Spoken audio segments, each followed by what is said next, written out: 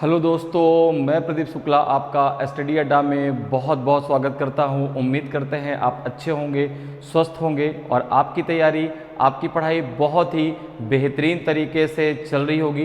तो आज मैं आपके लिए लेकर के हाजिर हूं CUET का प्रैक्टिस टेस्ट 4th नंबर का।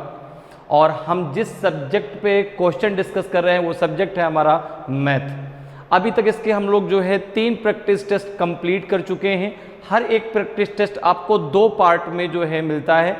फर्स्ट पार्ट में आपके 12 to 13 क्वेश्चन, सेकेंड पार्ट में भी आपके 12 to 13 क्वेश्चन, दोनों पार्टों को मिला के जो है 25 से 26 क्वेश्चन मिलते हैं।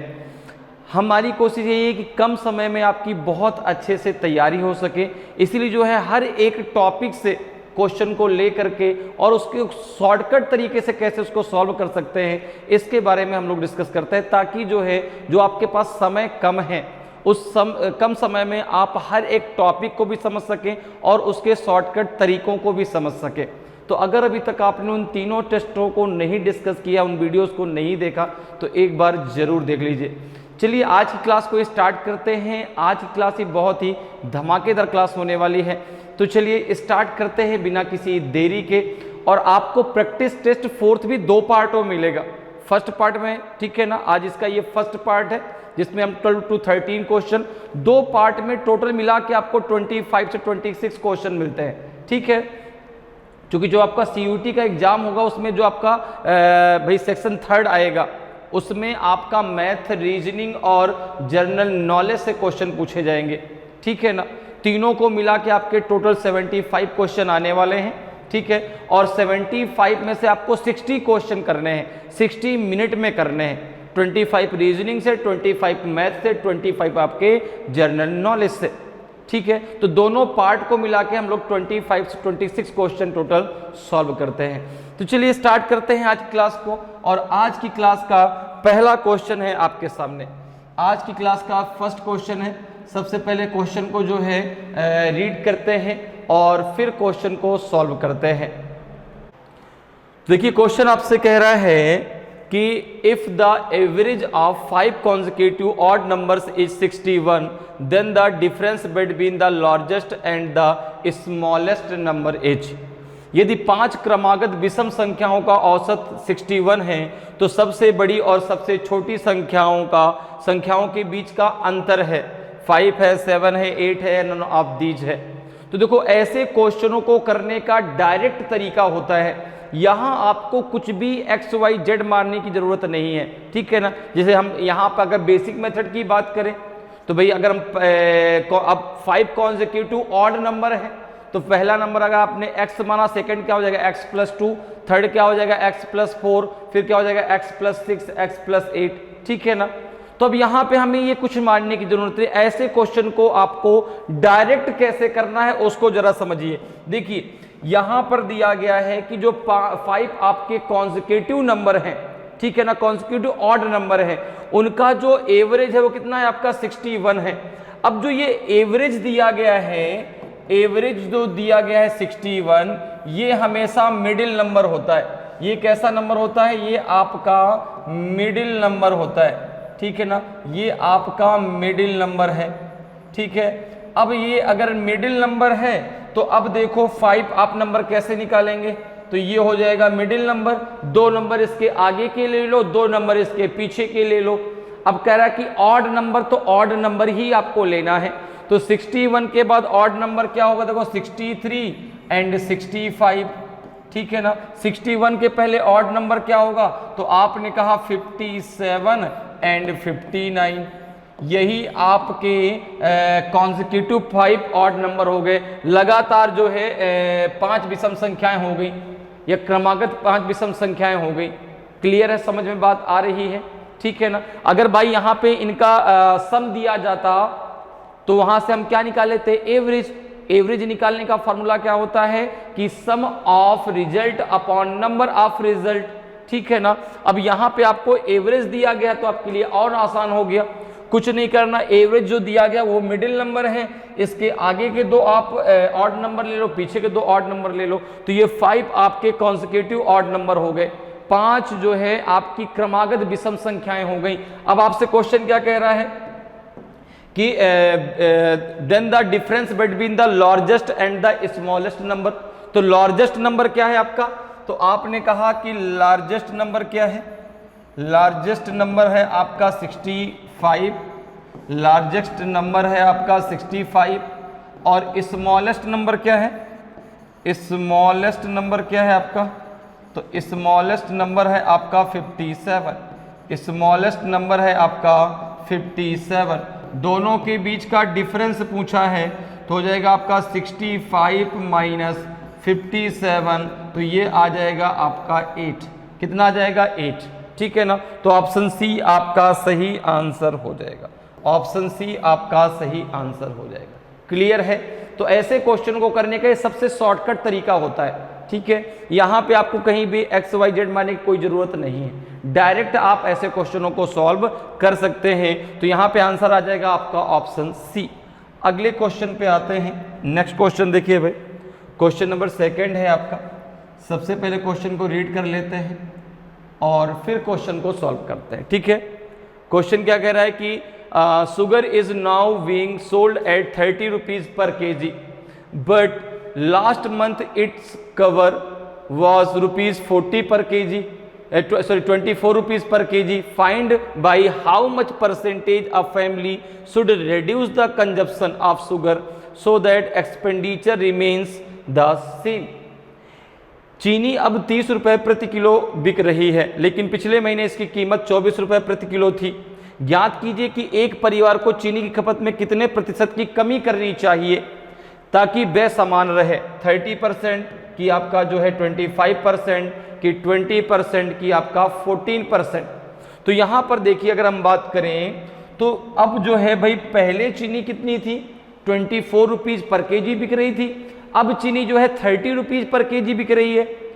तो आपसे कहा जा रहा है कि वो जो है अपने खपत में, अपने एक्सपेंडिचर में कितना कम कर दे कि वो जो है उसका जो पैसा, जितना उसके पास पैसा है उतने में ही उसका जो है खर्च चलता रहे। पैसा नहीं उसको बढ़ाना है, जितना पैसा वो अभी खर्च कर रहा है उतना ही पैसा उसको खर्च करना है। तो कितने % उसको कम करना पड़ेगा। तो आपने कहा कि पहले चीनी का मूल्य कितना था, पहले चीनी का मूल्य कितना था, 24 रुपीज़ पर केजी, 24 रुपीज़ पर केजी था। ठीक है ना, पहले जो मूल्य था वो कितना था, तो आपने कहा 24 रुपीज़ पर केजी। ठीक है, अब कितना हो गया, अब कितना हो गया, आपने कहा कि अब जो है अब कितना हो गया, तो आपने कहा अब हो गया आपका 30 रुपीज़ पर केजी, 30 रुपीज़ पर केजी हो गया। कितने रुपए उसको कम करने पड़ेंगे भाई, पहले 24 रुपीज़ में वह 1 केजी जो है चीनी लेके आता था, अब 30 रुपीज़ है उसके पास 24 रुपीज़ ही, तो उसको 6 रुपीज़ कम करना होगा। ठीक है ना भाई, 30 रुपीज़ तो उसको 6 रुपये क्या करना पड़ेगा, कितने प्रतिशत की कमी करनी चाहिए ताकि जो है जो खपत है वो 24 रुपये में ही उसको चीनी चाहिए। ठीक है ना, 24 रुपये में कितनी मिलेगी वो उसको वहाँ पर बताना है भाई, उसके पास 24 रुपये से ज़्यादा खर्च करने के लिए नहीं है। तो आपने कहा कि अगर मैं बात करूँ तो 30 माइनस 24, उसको 6 रुपये जो है अपनी खपत क्या करनी पड़ेगी, कम करनी पड़ेगी। 6 रुपये में जो चीनी मिल रही उतनी खपत उसको कम करनी पड़ेगी। तो अगर मैं बात करूं परसेंटेज की, अगर मैं बात करूं परसेंटेज की, 6 रुपये कितने में कम करनी पड़ेगी, 30 रुपये में। चूंकि भाई 24 रुपये पहले 1 केजी लेके जा रहा था, अब जो है 6 रुपये ज़्यादा बढ़ गई, तो अब उसको अपनी जो खपत है वो जो है 6 रुपये क्या करनी पड़ेगी, कम करनी पड़ेगी। किसके अकॉर्डिंग, 30 के अकॉर्डिंग, इनटू हो जाएगा आपका 100, तो 0 से 0 कैंसिल कर दो और 3 टू जा कितना हो जाएगा आपका 6, 20% आपका आंसर आ जाएगा। 20% जो है उसको अपनी क्या करना पड़ेगा, अपना एक्सपेंडिचर जो है अपनी जो खपत है वो उसको कंजप्शन जो है वो उसको कम करना पड़ेगा ताकि जो उसका एक्सपेंडिचर है, जो उसका व्यय है वो सेम रहे।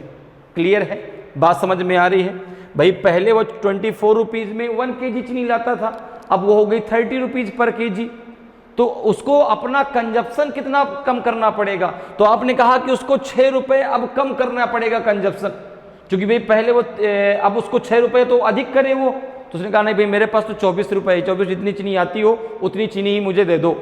तो उसने कहा ठीक ठीक, तो कितना परसेंट उसको अपना जो है कंजप्शन कम करना पड़ेगा? 20%। 20% उसको कंजप्शन कम करना पड़ेगा। क्लियर है? तो ऑप्शन क्या हो जाएगा? ऑप्शन सी आपका सही आंसर हो जाएगा। क्लियर है? ताकि जो उसका एक्सपेंडिचर अर्थात जो उसका व्यय है वो 24 रुपीज ही रहे, उससे ज़्यादा नहीं बढ़े। क्लियर? तो ऑप्शन सी आपका सही आंसर हो जाएगा। अगले क्वेश्चन पर आते हैं। अगला क्वेश्चन देखिए, 3rd नंबर का क्वेश्चन है। सबसे पहले क्वेश्चन को रीड कर लेते हैं। क्वेश्चन है कि A and B can do a piece of work in 60 days, B and C in 75 days and A and C in 90 days. In what time A alone can do it? A और B किसी काम को 60 दिनों में, B और सी 75 दिनों में और ए और सी 90 दिनों में कर सकते हैं। ए अकेले इसे कितने समय में कर सकता है? इनमें से कौन सा आपका सही आंसर होगा? तो देखो यहां पर अगर हम बात करें तो ए और बी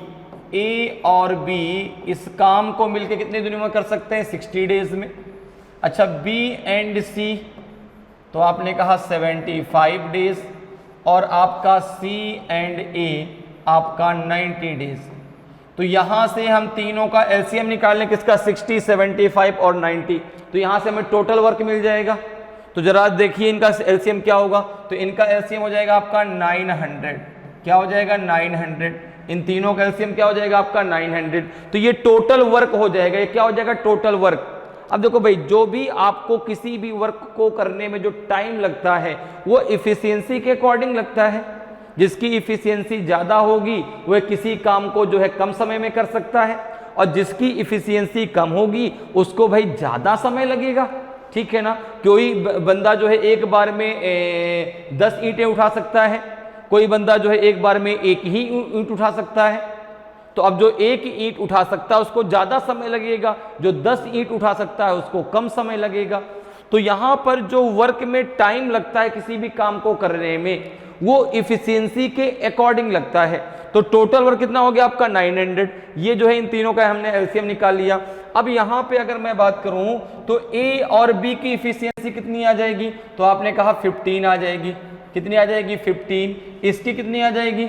तो इसको जो 75 से जरा इसको डिवाइड कर दो, कितनी बार हो जाएगा? 900 को। तो हो जाएगा आपका 1 टाइम 75 आ जाएगा, और 10 में से 5 गया 5, ये 150, ये 2 टाइम 12 आ जाएगा आपका। कितना आ जाएगा? 12 आ जाएगा। यहाँ पे 12 रख दीजिए और यहाँ पे 10 आ जाएगा। यहाँ पे कितना आ जाएगा आपका? 10। तो जो है देखो ए और बी की इफिशियंसी कितनी आ गई? 15। बी और सी की कितनी आ गई? 12। सी और ए की कितनी आ गई? आपकी 10। ठीक है ना? तो अब यहाँ पर देखो, अगर मैं बात करूँ कि इन तीनों की मिला के टोटल इफिशियंसी कितनी होगी, अगर मैं तीनों की मिला के बात करूं तो आपने कहा कि हो जाएगा 2 into A plus B plus C equals to हो जाएगा आपका 15 प्लस 12 प्लस 10 हो जाएगा। ठीक है, तीनों की मिला कितनी हो जाएगी भाई? 2 बार ए आएगा, 2 बार बी आएगा, 2 बार आपका सी आएगा। तो 2 हमने क्या कर लिया? बाहर कॉमन ले लिया, तो ए प्लस बी प्लस सी हो गया। ये इसके बराबर में हो जाएगा। तो अगर मैं कहूँ कि ए प्लस बी प्लस सी की मिला के इफिशियंसी कितनी हो जाएगी? तो आपने कहा 37/2 हो जाएगी। कितनी हो जाएगी? 37/2 हो जाएगी। अब कह रहा है कि ए अकेले कितने समय में इस काम को कर सकता है। तो अगर मुझे ए की इफिशियंसी मिल जाए तो उसको कितना समय लगेगा मैं आसानी से बता सकता हूं। तो आपने कहा कि भाई अगर मुझे ए की इफिशियंसी निकालनी है तो ए बराबर हो जाएगा आपका ए प्लस बी प्लस सी की इफिशियंसी से मैं b प्लस सी की इफिशियंसी को माइनस कर दूं। तो आपने कहा कि इन तीनों की इफिशियंसी है 37/2 और यहाँ पर b और c की मिला के कितनी है? 12। तो ये हो जाएगा आपका कितना? ये हो जाएगा आपका 37, 12 2 24। तो कितना हो जाएगा आपका? ये हो जाएगा 13। 37 माइनस 24/2। तो ए की इफिशियंसी कितनी आ जाएगी? ये आ जाएगी आपकी 13/2। कितनी आ जाएगी? ए की सिंगल इफिशियंसी आ जाएगी 13/2, या कह सकते हैं 6.5। ठीक है, या 13/2। अब जो है ए अकेले कितने समय में इस काम को कर सकता है? तो आपने कहा कि ए कैन डू अलोन कितना वर्क है टोटल 900। इसकी इफिशियंसी कितनी है 13/2, तो ये कितना हो जाएगा आपका 900 इंटू 2/13, तो ये हो जाएगा आपका 1800/13। अब 1800 में जरा 13 का भाग दो कितना आ जाएगा, तो 13 1 जा 13, कितना बचेगा यहाँ पे बचेगा 550 हो जाएगा, तो ये हो जाएगा आपका 13 3 जा 39, बचेगा 11, ये हो जाएगा 110 हो जाएगा। 13 8 जा होता है आपका 104,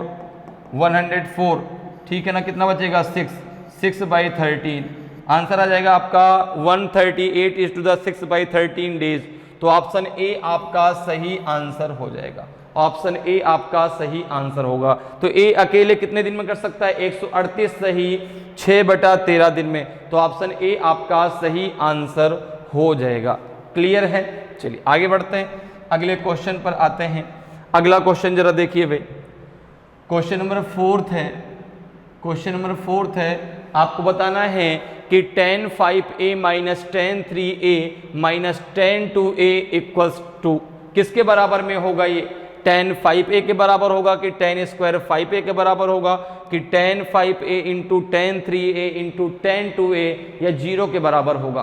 तो यहाँ पर देखो, अब यहाँ पर देखो आपको दिया गया कि tan 5a minus tan 3a minus tan 2a ये किसके बराबर है, किसके इक्वल है, ये आपको प्रूफ करना है। तो यहाँ पे देखो, अगर मैं बात करूँ तो यहाँ पे आप 5a को, यहाँ पे आप 5a को 3a प्लस 2a लिख सकते हैं। आपने कहा बिल्कुल लिख सकते हैं। अब यहाँ पे अगर मैं tan लगा देता हूँ तो ये tan 5a और ये क्या हो जाएगा आपका tan 3a प्लस 2a हो जाएगा, ठीक है। अब देखो यहाँ पर आपको tan x प्लस वाई का फॉर्मूला पता है।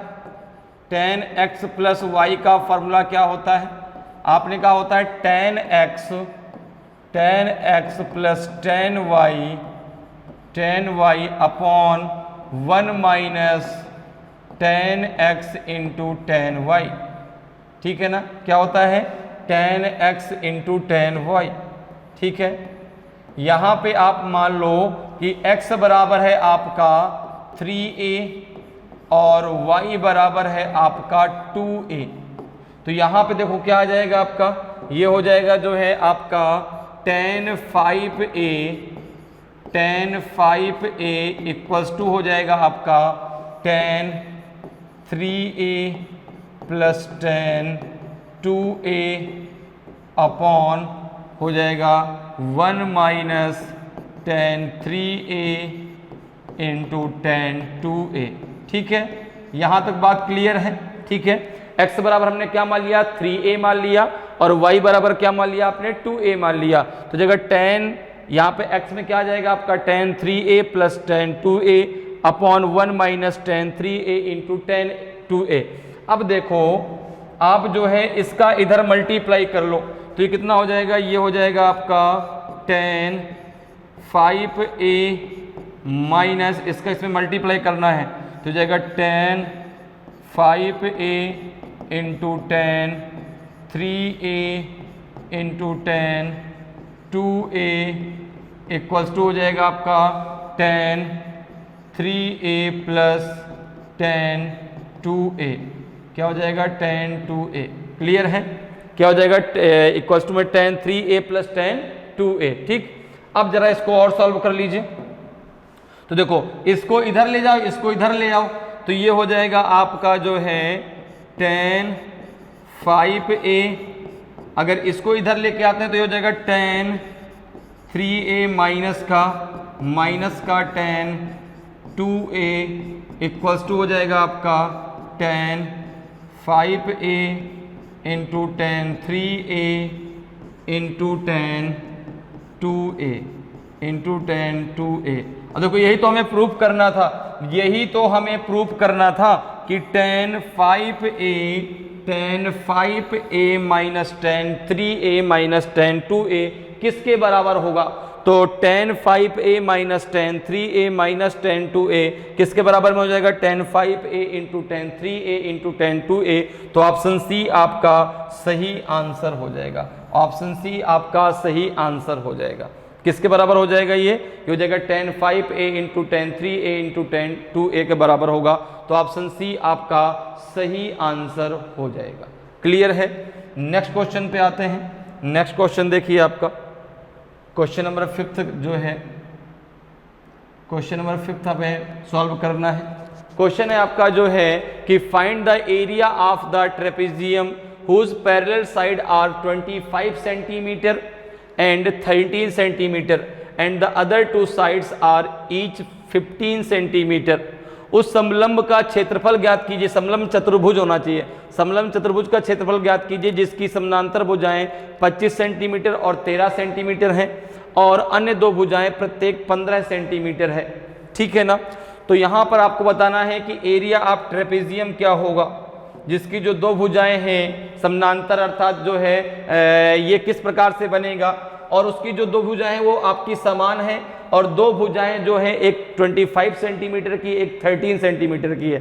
तो यहाँ पे अगर हम बात करें एरिया ऑफ ट्रेपेजियम की, तो यहाँ पर देखो सबसे पहले इसको बना लेते हैं। कुछ ऐसा ये बनेगा, देखो ऐसा कुछ ऐसा ये बनेगा, ये कुछ ऐसा आपको बनेगा जो है इस तरह से। इसको और इधर बढ़ा दो, यहाँ पे इस प्रकार से और ऐसा, तो ये हो जाएगा और ये हो जाएगा। ठीक है? अब देखो कह रहा है कि ये कितनी है 25 सेंटीमीटर, ये 25 सेंटीमीटर है, ये 13 सेंटीमीटर है और ये दोनों बराबर है। ये दोनों क्या है? बराबर। ठीक है ना? अब अगर मैं नाम दे दूं इसको A, ठीक है ना, इसको A, इसको B, इसको C, इसको D। तो यहां पे देखो BC बराबर किसके है? AD के। BC बराबर किसके हैं? AD के, सॉरी DC के। BC बराबर किसके है? सॉरी AD के, सही तो है। BC बराबर किसके है? AD के। अब देखो BC कितना है? 15 सेंटीमीटर, तो आपका DC भी कितना है? 15 सेंटीमीटर। ठीक है? अब एरिया ऑफ ट्रेपेजियम क्या होता है आपका? 1/2 into A plus B, A into B plus D into C into H। Area of trapezium क्या होगा? Area of trapezium, area of trapezium क्या होगा? तो ये हो जाएगा आपका 1/2 इंटू आपका AB प्लस DC और इंटू H। अब H जो है हमें फाइंड करना है भाई। AB और DC तो हमें पता है, अगर इसकी हमें हाइट मिल जाए तो हम जो है एरिया ऑफ ट्रेपेजियम निकाल सकते हैं। ठीक है? तो यहां पर देखो ये हमें फाइंड करना, अगर C से यहां पे एक हम इस प्रकार से परपेंडिकुलर एक लाइन खींच दें ऐसे। ठीक है ना? ये हमने इसमें परपेंडिकुलर जो है C से जो है इसमें एक हमने लाइन खींच दिया परपेंडिकुलर लाइन, और यहाँ पे ये 90 डिग्री का एंगल बनाते हैं। इसको हमने नाम दे दिया F, इसको हमने नाम दे दिया F। CF जो है परपेंडिकुलर किस पे है? AB पर। ठीक है ना? CF किस पे परपेंडिकुलर है? AB पर। अब CF की अगर मुझे वैल्यू मिल जाए तो यही तो हाइट है, यही इसी की वैल्यू मुझे चाहिए। अगर ये वैल्यू मिल जाएगी तो मैं आसानी से उसका एरिया निकाल सकता हूं। अब देखो यहां पर अगर मैं बात करूं और यहां से मैंने एक लाइन और ड्रॉ कर दिया, एक लाइन और ड्रॉ कर दिया इस प्रकार से। ठीक है ना? एक लाइन और ड्रॉ कर दिया और ये जो है एक आपका आइसोलेस ट्रायंगल देखो बन जाएगा। ये और ये भुजा क्या हो जाएगी? बराबर। ये भुजा बराबर हो जाएगी। इसको मैंने यहाँ पे नाम दे दिया कितना? यहाँ पे इसको नाम दे दिया E। ये टोटल आपका 25 पे ध्यान रखिएगा, और इसको मैंने नाम दे दिया यहाँ पे E। ठीक है ना? अब देखो ये कैसा ट्रायंगल बन जाएगा? ये आपका CE और B ये एक आइसोसेलेस ट्रायंगल होगा, एक समद्विबाही त्रिभुज होगा जिसकी दो साइडें बराबर हैं। ठीक है ना? तो यहाँ पे देखो अगर ये 15 है तो ये भी कितना है आपका 15, ये 15 है तो ये कितना होगा आपका 15। ठीक है ना? अब देखो यहाँ पे अगर मैं देखूं तो यहाँ पे अगर मैं इसमें एक राइट एंगल ले लूं ये वाला, अगर इसमें मैं राइट एंगल ले लूं ये वाला, तो यहाँ से मुझे CF की वैल्यू मिल जाएगी। ठीक है ना। अब राइट एंगल का कॉन्सेप्ट क्या होता है, तो जो ये राइट एंगल है इसके सामने वाली जो आपकी ये वाली जो साइड है ये क्या कहलाती है आपको, हाइपोटेनस। ये क्या हो गया परपेंडिकुलर, ये क्या हो गया बेस। अभी ई एफ की अगर वैल्यू मुझे मिल जाए तो मैं सी एफ की वैल्यू निकाल सकता हूं, क्योंकि वहां पे थ्योरम क्या होती है आपकी, तो थ्योरम होती है आपकी जो है पाइथागोरस थ्योरम, यहाँ पे लगा लो क्योंकि राइट एंगल बन गया ना। तो पाइथागोरस थ्योरम क्या होती है, हाइपोटेनस का स्क्वायर बराबर होता है आपका परपेंडिकुलर का स्क्वायर प्लस बेस का स्क्वायर। तो यहां पर देखो, अगर मुझे यहां पर इसकी वैल्यू चाहिए सी एफ की, अगर मुझे ई एफ की वैल्यू यहां पे निकालनी हो तो देखो ई एफ जो है ये दोनों बराबर है ना, ये दोनों क्या है, ये दोनों पार्ट क्या है बराबर है, ये दोनों पार्ट बराबर है। तो अगर मैं यहां पे बात करूं कि ई एफ की वैल्यू कितनी हो जाएगी, ई एफ की वैल्यू तो आपने कहा ये हो जाएगा हाफ बी ई हो जाएगा। अब यहां पर देखो जैसे मैंने ये लाइन खींची तो ये दोनों लाइनें क्या हो गई, बराबर हो गई, ये दोनों लाइनें क्या हो गई, बराबर हो गई। ये अब आपको जो है एक स्क्वायर दिखने लगेगा, क्योंकि ये लाइन इसके बराबर, ये लाइन इसके बराबर। तो ये दोनों जब लाइनें बराबर हो जाएंगी तो देखो ये कितना है आपका, यहां से यहां तक 13 है, तो ए से ई तक की दूरी कितनी हो जाएगी 13, तो ई से बी तक कितना बचेगा आपका 12। ठीक है भाई, जब ये इसके बराबर में हो जाएगी तो अगर ये 13 है तो ये भी कितनी है आपकी 13, तो ये कितनी बचेगी आपकी ई से बी तक, तो बी से ई या ई से बी कह लो, ये दूरी हो जाएगी आपकी 12, क्योंकि 13 वो टोटल 25 है, तो ये 30 तो ये भी कितनी हो जाएगी, ये आपकी 13 तो ये 12 हो जाएगी। तो ये हो जाएगा आपका 1/2 इंटू 12, तो ये आ जाएगा आपका 6 सेंटीमीटर। कितना आ जाएगा आपका 6 सेंटीमीटर आ जाएगा। अब जरा देखो, तो यहां से ई एफ की वैल्यू मिल गई, तो अब आप आसानी से सी एफ की वैल्यू निकाल सकते हैं। ठीक है ना, अब आप आसानी से सी एफ की वैल्यू निकाल सकते हैं। कैसे, तो यहां पे पाइथागोरस थ्योरम लगा दीजिए, तो क्या हो जाएगा देखो पाइथागोरस थ्योरम, सी ई का स्क्वायर इक्वल्स टू होता है आपका सी एफ का स्क्वायर प्लस हो जाएगा आपका ई एफ का स्क्वायर।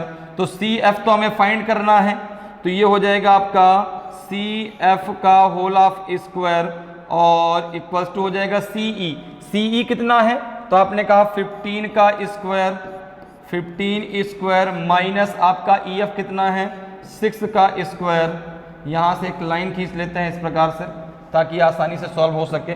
तो यहाँ पे कितना हो जाएगा आपका, ये हो जाएगा आपका जो है सी एफ को अगर यहाँ से इसका स्क्वायर हटाएंगे तो ये रूट में चला जाएगा, तो ये हो जाएगा आपका 225 माइनस 36 कितना आ जाएगा आपका, ये आ जाएगा रूट में आ जाएगा आपका, तो 15 में से 6 गया तो 9 और 11 में से 3 गया 8, 189। तो सी एफ आ जाएगा आपका 189 रूट में। तो इसको हम क्या लिख सकते हैं, सी एफ इक्वल टू लिख सकते हैं 3 रूट में 21। कितना लिख सकते हैं 3 रूट में 21। ठीक है ना, इसको भाई क्या लिख सकते हो, इसको लिख सकते हो आप रूट के अंदर जो है 21 इंटू 9 क्या लिख सकते हैं 189 को क्या लिख सकते हैं 21 इंटू 9 किसका रूट होता है आपका 3 का, तो 3 रूट 21 आ जाएगा। तो यहां पर देखो, यहां पे जो आपका सी एफ बराबर एच के होगा, तो यहां पे देखो एच की वैल्यू कितनी आ जाएगी, एच की वैल्यू आ जाएगी आपकी 3 रूट 21। एच की वैल्यू कितनी आ जाएगी आपकी 3 रूट 21। अब आपको हाइट मिल गई, तो अब एरिया ऑफ ट्रेपेजियम आप आसानी से निकाल सकते हैं। कितना आ जाएगा एरिया, तो अगर हम एरिया की बात करें तो ये हो जाएगा आपका जो है 1/2। ए बी की वैल्यू कितनी है, तो आपने कहा 25, ठीक है ना, और डी सी की वैल्यू कितनी है 13, और ये कितना हो जाएगा आपका, ये हो जाएगा इंटू 3 रूट 21। कितना हो जाएगा 3 रूट 21।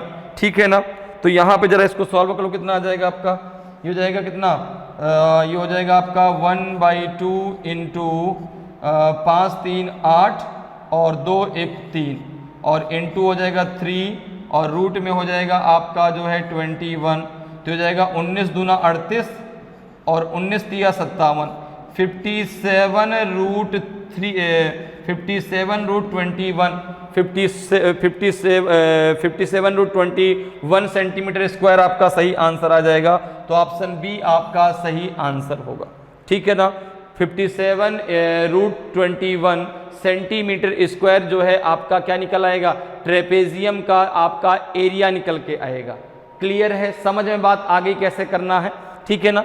तो एरिया ऑफ ट्रेपेजियम क्या होता है 1/2, दोनों जो पैरेलल जो आपकी समानांतर जो आपकी भुजाएं हैं उनका योग इनटू हाइट।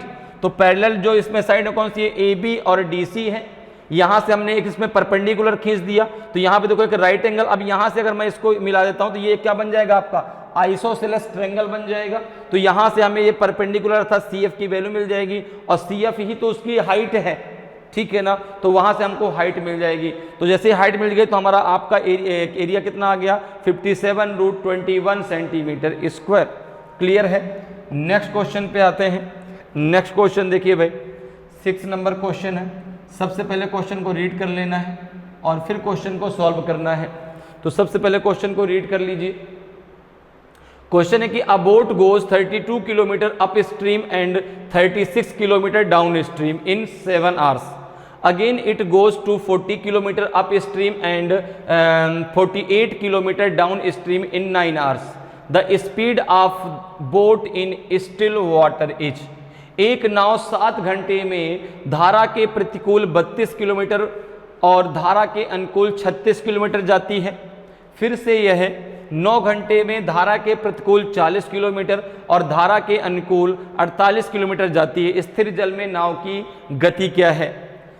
तो अब आपको जो है स्पीड ऑफ बोट बताना है इन स्टिल वाटर। तो यहां पर देखो आप मान लीजिए कि let the speed of boat, let the speed of boat, speed of boat is x kilometre per our, या आप इसको ए भी मान लो, ए मान लो, a किलोमीटर पर आवर, ठीक है ना, ठीक है, a किलोमीटर पर आवर। और स्पीड ऑफ स्ट्रीम मान लो आप, let the speed of stream, let the speed of stream मान लो आप जो है y किलोमीटर, सॉरी या b मान लो, यहाँ a मानो तो यहाँ b मानो, b किलोमीटर पर आवर, ठीक है। क्लियर है। a आपने क्या मान ली स्पीड ऑफ बोट, और जो है बी आपने क्या मान ली स्पीड ऑफ स्ट्रीम।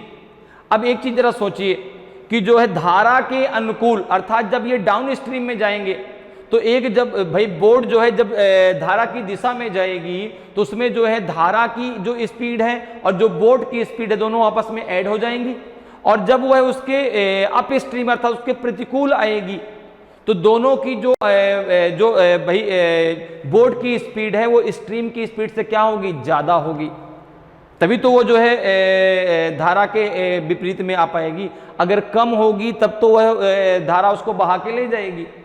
तो अगर मैं बात करूं तो डाउन स्ट्रीम में इनकी स्पीड क्या हो जाएगी a प्लस बी, क्योंकि उसमें जो है भाई धारा बोट की स्पीड और स्ट्रीम की स्पीड आपस में ऐड हो जाएंगी। और अप स्ट्रीम में क्या हो जाएगी a माइनस बी। उस कंडीशन में जो बोट की स्पीड है वो धारा की स्पीड से ज़्यादा होगी, तभी तो उसकी जो है उसके प्रतिकूल आ पाएगी। अगर कम होगी तो उस नाव ही उसको बहा के ले जाएगी, सॉरी धारा उसको बहा के ले जाएगी नाव को, ठीक है ना। तो यहाँ पर देखो अब अगर हम बात करें अकॉर्डिंग टू क्वेश्चन, तो यहाँ पर दिया गया है कि जब जो है धारा के ये अनुकूल जो है धारा के अनुकूल 36 किलोमीटर और धारा के प्रतिकूल 32 किलोमीटर की जो दूरी है वो 7 घंटे में उसने तय की। तो यहां पर देखो अगर मैं बात करूं तो धारा के जो है अप स्ट्रीम में कितना 32 किलोमीटर, तो 32 अपॉन बी ये हो जाएगा आपका a माइनस बी, ये हो जाएगा 32 upon a minus B plus 36 upon a plus B और इक्वल्स टू हो जाएगा आपका 7। हो जाएगा नहीं हो जाएगा भाई। स्पीड बराबर क्या होता है डिस्टेंस अपॉन टाइम, स्पीड बराबर क्या होता है डिस्टेंस अपॉन टाइम, टाइम बराबर क्या हो जाएगा डिस्टेंस अपॉन स्पीड। तो डिस्टेंस कितनी है आपकी 32 किलोमीटर, ये आपकी अप स्ट्रीम में है, तो अप स्ट्रीम में इनकी स्पीड क्या हो जाएगी a माइनस बी, क्योंकि जो कंडीशन क्या है कि जो बोट की स्पीड है वो स्ट्रीम की स्पीड से ज़्यादा होगी तभी उसके अप स्ट्रीम में आ पाएगी। अगर कम होगी तो स्ट्रीम उसको बहा के लेके चली जाएगी। दूसरी कंडीशन क्या है कि जो है ये डाउन स्ट्रीम में जाता है अर्थात धारा की दिशा में जाती है, तो दोनों की स्पीड आपस में क्या हो जाएगी, जुड़ जाएगी। टोटल टाइम कितना है, 7 ही घंटे में सारा होता है। 7 घंटे में जो है वह 32 किलोमीटर अप स्ट्रीम में जा पाती है और 36 किलोमीटर जो है वो डाउन स्ट्रीम में। अब यहां पर देखो, यहां पे अगर आप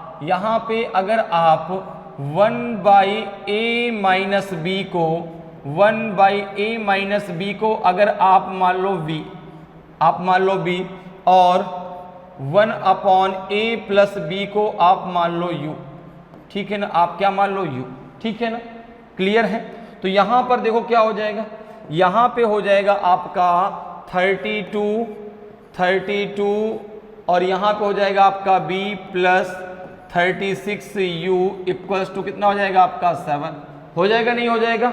अब यहां से अगर मैं किसी एक की वैल्यू, जैसे b की वैल्यू अगर मैं यहां से ले लेता हूं, v इक्वल्स टू कितना हो जाएगा, b की वैल्यू अगर मैं यहां से निकालता हूं तो 7 माइनस 36u अपॉन हो जाएगा आपका v, अपॉन हो जाएगा 32, सॉरी अपॉन हो जाएगा आपका 32, अपॉन हो जाएगा 32। यहां तक मेरी बात आपको समझ में आ गई, यहां तक मेरी बात आपको समझ में आ गई। अब जरा सेकेंड कंडीशन पे चलते हैं, आगे क्या कह रहा है, अब कह रहा है कि फिर से again it goes to 40 kilometre upstream and 48 kilometre downstream in 9 hours, ठीक है ना। तो यहां पर देखो अगर मैं सेकेंड कंडीशन की बात करूं तो जो है 40, अब यहां पर देखो 1/a माइनस बी को मैंने क्या माना है, b, तो यहां पे मैं लिख सकता हूं कि 40v plus 48u equals to हो जाएगा आपका 9, लिख सकता हूं भाई। अप स्ट्रीम में है तो क्या होता है 40/a minus B, down stream में 48/a plus B. 1/a minus B को मैंने b के बराबर मान लिया है और 1/a प्लस बी को मैंने u के बराबर मान लिया है, तो यहां पे आ जाएगा आपका 40b plus 48u equals to 9। अब यहां से v की वैल्यू यहां पे आप रख दो, जरा v की वैल्यू आप यहां पे पुट कर दो, तो जाएगा 40 इंटू 7 माइनस 36u अपॉन हो जाएगा आपका जो है कितना 32 और ये हो जाएगा प्लस का जो है 48u इक्वल्स टू हो जाएगा 9, ठीक है ना। अब देखो इसको किससे कट कर दें, 8 से, 8 पंचा 40 और 8 चौको 32, 4 का मल्टीप्लाई इधर कर लो, 4 को उधर ले जाओ, तो हो जाएगा कितना, इस 5 का मल्टीप्लाई अंदर कर लो तो हो जाएगा 35 माइनस कितना हो जाएगा 180, ये प्लस का कितना हो जाएगा आपका, हो जाएगा 192, 48 4 जा 192 होता है इक्वल्स टू हो जाएगा 36, कितना हो जाएगा 36। यहाँ से एक लाइन खींच दो, ठीक है ना। अब देखो यहाँ पे अगर हम इसको सॉल्व करते हैं कितना हो जाएगा, ये हो जाएगा आपका 12u, ये हो जाएगा 12u इक्वल्स टू 1 के, तो u इक्वल्स टू कितने क्या आ जाएगा आपका 1/12 के, u इक्वल्स टू कितने क्या आ जाएगा आपका 1/12 के, क्लियर है। अब अगर इस u की वैल्यू हम यहाँ पे रख देते हैं तो हमको यहाँ किसकी वैल्यू मिल जाएगी, v की, जरा रखो भाई v की वैल्यू कितनी आ जाएगी, देखो जरा v बराबर हो जाएगा आपका 7 माइनस 36 इंटू 1/12 अपॉन हो जाएगा आपका कितना 32, तो ये हो जाएगा आपका 7 माइनस 3 अपॉन 32, तो ये हो जाएगा आपका 1/8, 4/32 आ जाएगा, इसको आप लिख सकते हैं 1/8, ठीक है ना। तो v की वैल्यू कितनी आ जाएगी, तो आपने कहा b की वैल्यू आ जाएगी 1/8, v की वैल्यू कितनी हो जाएगी 1/8, ठीक है। अब देखो अगर आप यहां पे रखें तो a, अब b बराबर किसके बराबर माना है आपने, a माइनस बी के, तो यहां पे अगर मैं बात करूं तो ये हो जाएगा आपका 1/a minus B equals to आ जाएगा 1/8 के, तो यहां पे आप लिख सकते हैं कि a minus B equals to हो जाएगा 8 के, a minus B equals to हो जाएगा आपका 8 के। इसी प्रकार से अगर मैं बात करूं तो यहां पे आपका 1/a प्लस बी ये बराबर किसके है, u के, तो u की वैल्यू कितनी है आपकी 1/12 के, तो यहाँ पे हो जाएगा आपका a plus B equals to 1 किसके हो जाएगा 12 के, क्या हो जाएगा आपका 12 के, ठीक है ना, किसके बराबर हो जाएगा 12 के। अब देखो यहाँ पे आप मान लो a बराबर मान लो a प्लस बी के और b बराबर मान लो आप a माइनस बी के, तो यहां पर देखो अगर मैं बात करूं कि speed of boat in still water, तो ये क्या होता है आपका speed of boat, speed of boat in still water, speed of boat in still water, still water, तो ये होता है a plus B upon two, a plus B upon two, तो ये हो जाएगा 12 प्लस 8 अपॉन टू, तो ये हो जाएगा आपका 20 अपॉन टू, तो ये आ जाएगा आपका 10 किलोमीटर पर आवर, ये आ जाएगा आपका 10 किलोमीटर पर आवर, ठीक है ना। तो speed of boat in still water होता है a plus B upon two, और speed of stream in still water होता है आपका a minus B upon two. तो यहां पे हमसे पूछा गया था स्पीड ऑफ बोट, तो ये हो जाएगा आपका a plus B upon two, A बराबर आपने माना है a प्लस बी, बी बराबर माना है आपने a माइनस बी। और ध्यान दीजिएगा यहां पर आपने a प्लस बी की वैल्यू कितनी निकाली है 12, ठीक है ना, और a माइनस बी की वैल्यू कितनी है ये आपकी 8, ठीक है। तो यहां पर आ जाएगा आपका 12 प्लस 8 अपॉन टू, तो 20 अपॉन टू, तो 10 किलोमीटर पर आवर आपका जो है स्पीड ऑफ बोट आ जाएगी।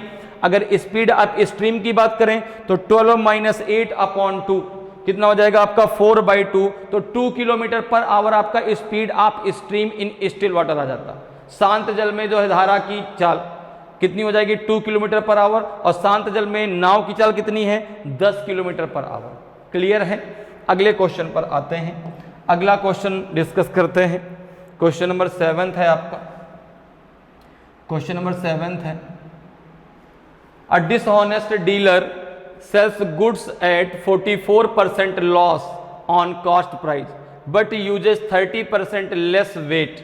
The profit or loss percentage is, एक बेईमान डीलर लागत मूल्य पर 44% हानि पर सामान बेचता है लेकिन 30% कम वजन का उपयोग करता है। लाभ या हानि परसेंट कितना है? 25% का लॉस है उसको कि 25% का प्रॉफिट है, 20% का लॉस है कि 20% का उसको प्रॉफिट हो रहा है। तो देखिए जो है यहाँ पे हम गुड्स की सीपी मान लेते हैं। जैसे हमने मान लिया कि let the CP of goods, let the CP of goods is 1000 rupees. क्या मान लिया हमने 1000 रुपीज़, ठीक है। अब कह रहा है कि वह जो है दावा कर रहा है कि मैं 44% के लॉस पर इसको बेच रहा हूं, ठीक है ना। ही promise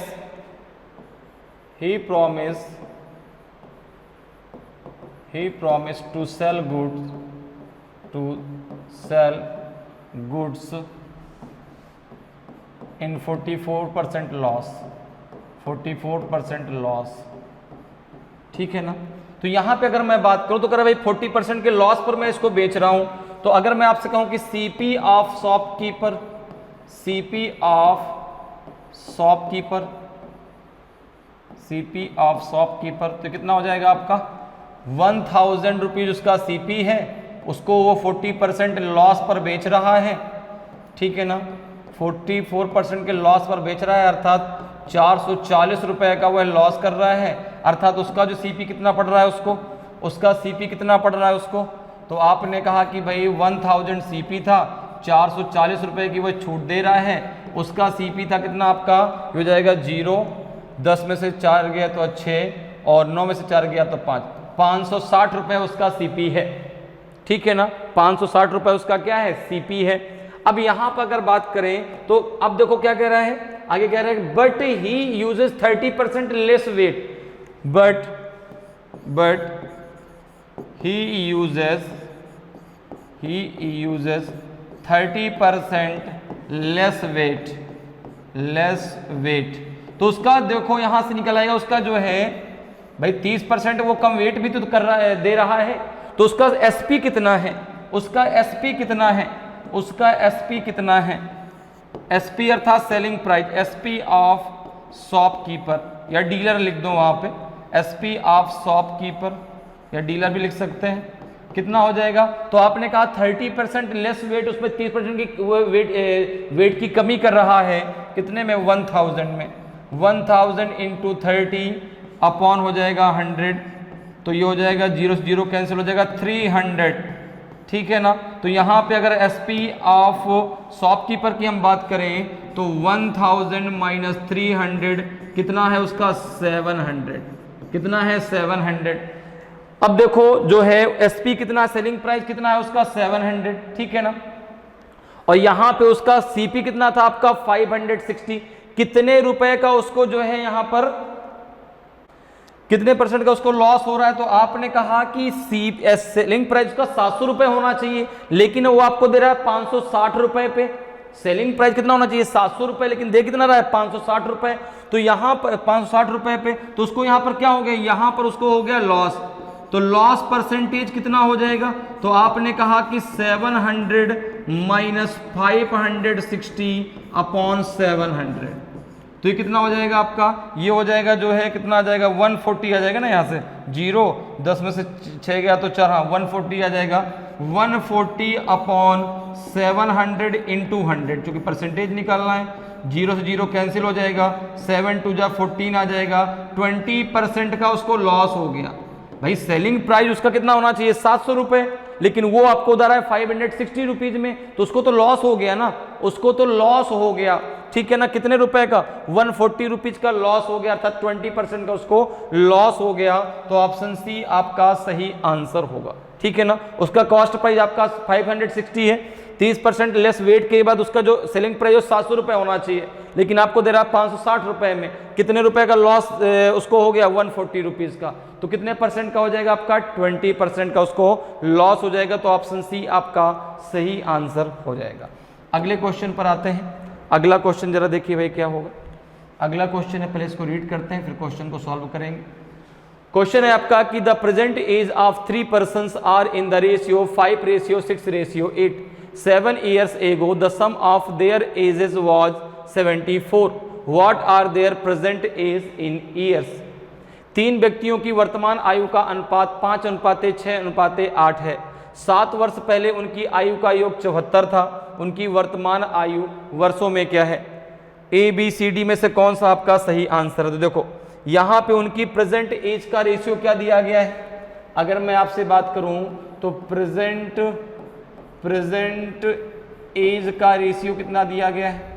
प्रेजेंट एज का जो रेशियो है आपका 5:6:8। अच्छा, जो टोटल एज दी गई है वो कब की दी गई है?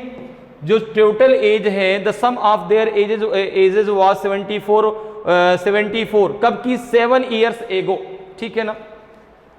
अगर मैं बात करूं तो यहां पे क्या दिया गया आपको 7 years ago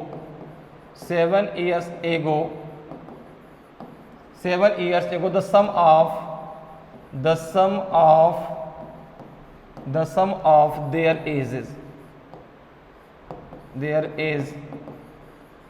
कितना दिया गया 74। तो अगर मैं आपसे कहूं कि इनकी प्रेजेंट एज कितनी होगी, अगर मैं आपसे कहूं कि द सम ऑफ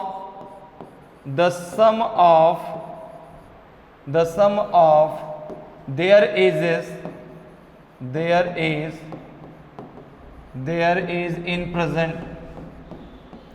प्रेजेंट, तो क्या हो जाएगा आपका? देखो 74 प्लस 3 इंटू 7 नहीं हो जाएगा, तो हो जाएगा 74 प्लस 21, तो ये हो जाएगा 95। कितना हो जाएगा? 95। भाई जो है वर्तमान समय में, ठीक है ना, वर्तमान में इनकी जो है एज का योग कितना हो जाएगा तीनों की?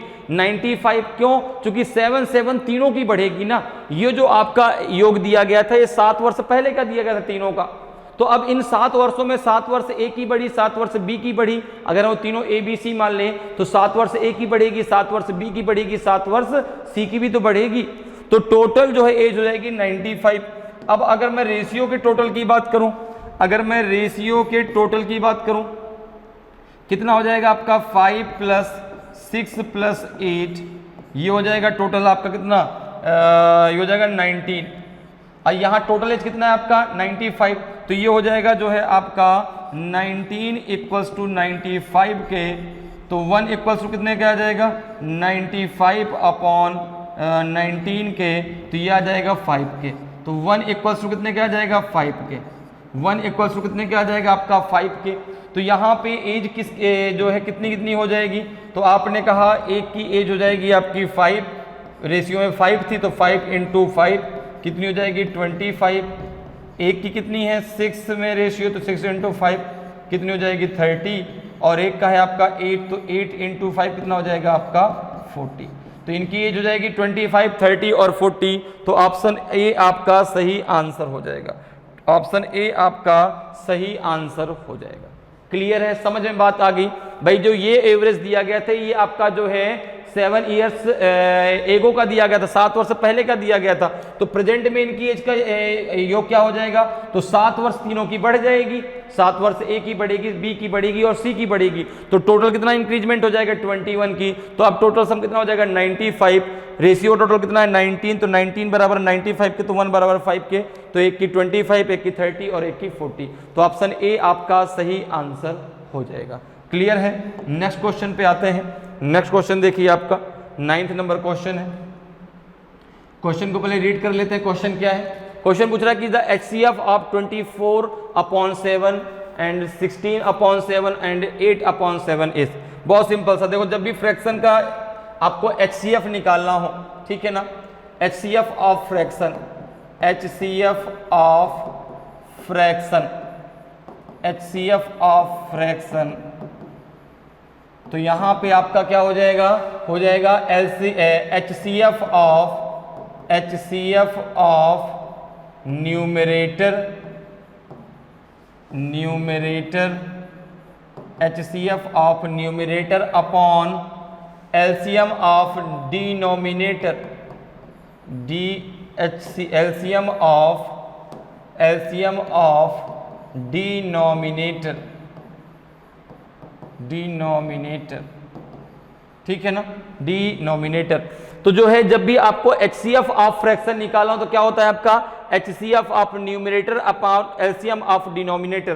तो यहां पर देखो, यहां पे आप क्या निकालेंगे, तो आपने कहा कि HCF ऑफ 24,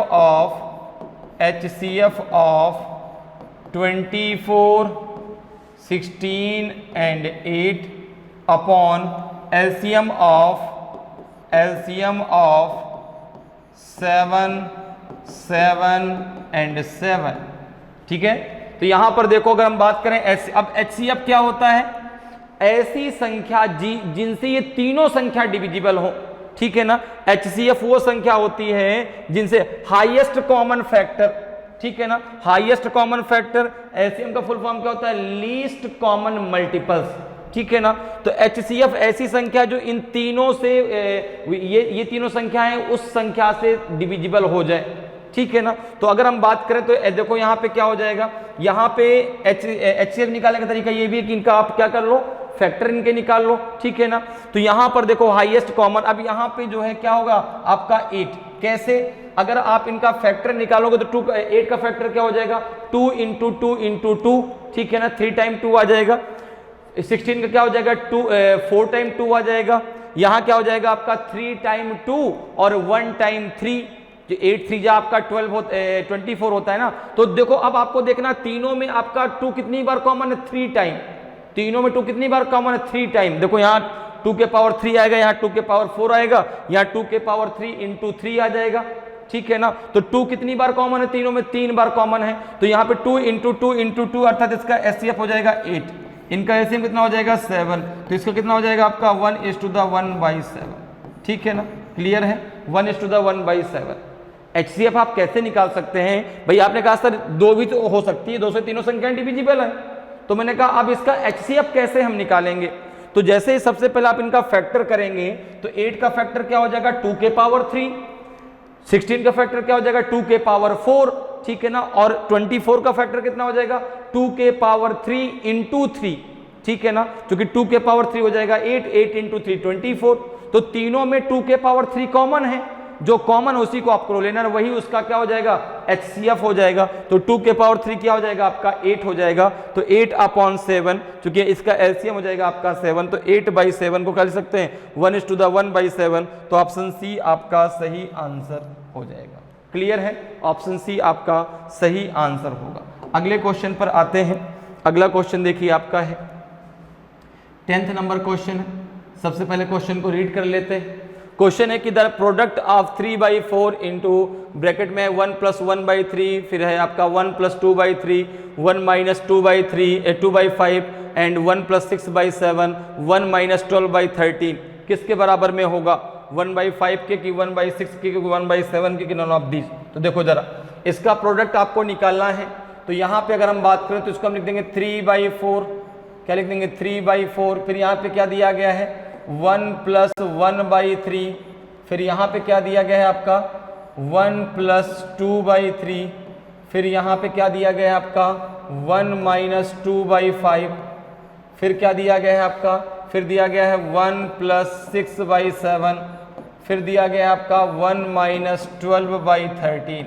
ये किसके बराबर में होगा ये आपको बताना है, ठीक है ना। इसकी वैल्यू किसके बराबर में आएगी? तो यहाँ पे जरा देखो अगर हम बात करें तो ये जाएगा 3/4। इसको आप क्या लिख सकते हैं, इसको अगर आप सॉल्व करें तो कितना आ जाएगा 4/3 आ जाएगा भाई। 3 × 1 = 3, 3 × 1 कितना हो जाएगा 4/3। ये कितना हो जाएगा आपका 5/3। ये कितना हो जाएगा आपका 3/5 हो जाएगा, नहीं हो जाएगा। 5 × 1 = 5, 5 - 2 कितना हो जाएगा 3, तो 3/5। ये कितना हो जाएगा आपका 7 × 1 = 7, 7 × 6 = 13, 13/7। और ये कितना हो जाएगा आपका, ये हो जाएगा आपका 1/13। कितना हो जाएगा आपका 1/13। 13 × 1 = 13, 13 - 2 कितना आ जाएगा आपका 1/13। अब देखो इनको जरा यहाँ से कट कर लो तो 3 से 3 कैंसिल, 4 से 4 कैंसिल, 5 से 5 कैंसिल, 3 से 3 कैंसिल, 13 से 13 कैंसिल। कितना आ जाएगा आपका 1/7। किसका कितना आ जाएगा आपका 1/7। तो ऑप्शन सी आपका सही आंसर हो जाएगा। अभी तक का सबसे आसान क्वेश्चन, ठीक है ना। तो ऑप्शन सी आपका सही आंसर हो जाएगा। क्लियर है। अगले क्वेश्चन पर चलते हैं। अगला क्वेश्चन देखिए भाई, अगला क्वेश्चन है आपका जो है 11th नंबर क्वेश्चन है। क्वेश्चन को पहले रीड कर लेते हैं और फिर क्वेश्चन को जो है हम लोग सॉल्व करेंगे। तो देखिए क्वेश्चन है आपका कि Geeta deposits 2150 rupees in PNB at 3% per annum and 2850 rupees in SBI at 5% per annum. Simple interest for 1 year. Find the rate of interest for total deposit. Geeta PNB में 2150 रुपये प्रतिवर्ष 3% और 2850 रुपये एसबीआई में 5% प्रतिवर्ष साधारण ब्याज पर 1 वर्ष के लिए जमा करती है। तो कुल जमा के लिए ब्याज दर ज्ञात कीजिए। आपको यहाँ पर जो है आर की वैल्यू निकालनी है, ठीक है ना। टोटल डिपॉजिट पर जो है उसका इंटरेस्ट कितना होगा वो आपको निकालना है। तो यहाँ पर देखो अगर हम बात करें तो सिंपल इंटरेस्ट बराबर क्या होता है आपका P × R × T अपॉन होता है आपका कितना 100, ठीक है। अब यहाँ पर देखो अगर मैं यहाँ से निकालूं कि भाई पीएनबी में उसको कितना ब्याज मिल रहा है और जो है एसबीआई में उसको कितना ब्याज मिला, तो यहाँ पर देखो अगर मैं बात करूं कि R बराबर क्या हो जाएगा, तो R बराबर हो जाएगा आपका SI × 100 अपॉन P × T, ठीक है, ये तो हो जाएगा। अब देखो अगर मैं सबसे पहले एसबीआई पीएनबी की बात करूं तो पीएनबी में उसको कितना जो है सिंपल इंटरेस्ट मिलेगा, तो आपने कहा सिंपल इंटरेस्ट इक्वल्स टू हो जाएगा जो है 2150 रुपीज पर कितने परसेंट है 3% पर दिया गया है 1 वर्ष के लिए अपॉन 100। 0 से 0 कैंसिल हो जाएगा, ये कितना हो जाएगा, ये हो जाएगा आपका 3 × 5 = 15 बचेगा 1, 3 × 1 = 3 और 1 हो जाएगा 4, 3 × 2 = 6 अपॉन हो जाएगा 10। तो उसको इस पर ब्याज मिल रहा है 64 रुपीज 50 पैसे, ठीक है ना। दूसरा जरा देख लें एसबीआई में उसको कितना ब्याज मिल रहा है। अगर एसबीआई की हम बात करते हैं, एसबीआई पे उसको कितना मिल रहा है सिंपल इंटरेस्ट, तो आपने कहा एसबीआई की सिंपल इंटरेस्ट की अगर हम बात करें तो ये है आपका 2850 रुपये में 5% के हिसाब से उसको दिया गया है 1 वर्ष के लिए। 1 वर्ष के लिए कितना हो जाएगा, 0 से 0 कैंसिल हुआ, 5 × 2 = 10 हो गया, 2 × 1 = 2, 2 × 4 = 8, 2 × 2 = 5, 4 × 2 = 5 = 10, ये हो जाएगा 142 रुपीज 50 पैसे। अब दोनों को जरा ऐड कर लो, दोनों को जरा ऐड कर लो, टोटल इंटरेस्ट कितना हो जाएगा, टोटल इंटरेस्ट कितना हो जाएगा, टोटल इंटरेस्ट कितना हो जाएगा, तो आपने कहा ये हो जाएगा 142.50 प्लस 64.50, तो ये टोटल इंटरेस्ट हो जाएगा आपका जो है कितना 0 और ये हो जाएगा 5 × 5 = 10, तो पॉइंट के बाद 0 आ जाएगा और हो जाएगा 4 × 2 = 6, 1 × 7, 6 4 10, 207.0 आपका आ जाएगा। तो ये जगह 207 रुपीज। तो ये तो हो गया टोटल उसका जो है क्या इंटरेस्ट। तो उसको जो है यहाँ पे टोटल रेट ऑफ इंटरेस्ट आपको बताना है। तो R बराबर हो जाएगा आपका 207 अपॉन हो जाएगा यहाँ पर P इंटू, अब देखो P इंटू T, तो दोनों पे टोटल बताना है। तो हो जाएगा आपका 2850 प्लस, इसको और इधर कर लेते हैं ताकि जो है कुछ जगह मिल जाए ताकि आसानी से आप इसको समझ सकें। यहाँ से इसको ऐसे कर लेते हैं। तो ये R बराबर क्या हो जाएगा आपका 207 अपॉन 2150 प्लस 2850 और इनटू हो जाएगा आपका 100। कितना हो जाएगा ये जरा देखो, ये R बराबर हो जाएगा आपका जो है 270 अपॉन कितना हो जाएगा आपका ये 0, 5 5 10 का 0 हासिल आया 1, 8 1 9 1 10 की 0 हासिल आया 1, 2 2 4 1 5, 0 से 0 कैंसिल कर दो, 0 से 0 कैंसिल कर दो, 5 के जरा भाग दे दो, तो 5 चौको 20, ठीक है ना। कितना आ जाएगा, पॉइंट आ जाएगा। तो 5 1 कम 5, 5 चौको 20, कितना आ जाएगा, ये आ जाएगा रेट ऑफ इंटरेस्ट 4.14। तो ऑप्शन डी आपका सही आंसर हो जाएगा। तो टोटल रेट ऑफ इंटरेस्ट कितना आ जाएगा उसका जो है उस पर 4.14%। समझ में आया कैसे भाई। पीएनबी में कितना उसको इंटरेस्ट मिला 64 रुपीज 50 पैसे 1 वर्ष का। एसबीआई में कितना मिला 142 रुपए 50 पैसे। टोटल उसको इंटरेस्ट कितना मिला 207 रुपए। अब जो है आपको रेट ऑफ इंटरेस्ट निकालना तो क्या हो जाएगा आपका एसआई इंटू 100 अपॉन हो जाएगा आपका प्रिंसिपल, ठीक है। टाइम कितना है आपका 1 ईयर के लिए, तो इंटू 1 हो जाएगा। तो यहाँ कितना हो जाएगा 4.14%। उसको टोटल दोनों को मिला के टोटल आपका रेट ऑफ इंटरेस्ट मिलेगा। तो ऑप्शन डी आपका सही आंसर हो जाएगा। क्लियर है। नेक्स्ट क्वेश्चन पे आते हैं। नेक्स्ट क्वेश्चन देखिए, ये आपका 12 नंबर का क्वेश्चन होना चाहिए, क्योंकि अभी हम लोगों ने जो है कितने नंबर का सॉल्व किया 11। तो ये 12 नंबर का क्वेश्चन है, ध्यान रखिएगा। क्वेश्चन है कि 20 क्वेश्चन को पहले एक बार रीड कर लेते हैं। क्वेश्चन क्या कह रहा है। क्वेश्चन है आपका कि 20 workers working for 5 hours a day complete a work in 10 days. If 25 workers are employed to work 10 hours a day, what is the time required to complete the work? 20 कर्मचारी प्रतिदिन 5 घंटे कार्य करते हुए कार्य को 10 दिनों में पूरा करते हैं। यदि 25 कर्मचारी को प्रतिदिन 10 घंटे कार्य करने के लिए नियोजित किया जाता है तो कार्य को पूरा करने के लिए आवश्यक समय क्या है। 4 डेज है, 5 डेज है, 6 डेज है कि 8 डेज है। तो देखो जरा यहाँ पे, अब यहां पर देखो जो आपका वर्क है ना वो सेम है, अर्थात जो वर्क है दोनों वो आपके सेम है, अर्थात W1 बराबर W2 के है। तो यहां पर देखो आप डायरेक्ट लगा सकते हैं M1 D1 H1 equals to M2 D2 H2, ठीक है ना। अब देखो M1 कितना दिया गया है, तो आपने कहा M1 दिया गया है 20, D1 कितना दिया गया है, D1 दिया गया है आपका 10 और H1 कितना दिया गया है आपका 5। अब देखो यहाँ पे M2 हमें दिया गया है 25, D2 हमें निकालना है, D2 हमें फाइंड करना है, H2 कितना दिया गया है आपका 10। तो अब जरा यहाँ पे लगा दो, वर्क दोनों को सेम ही करना है।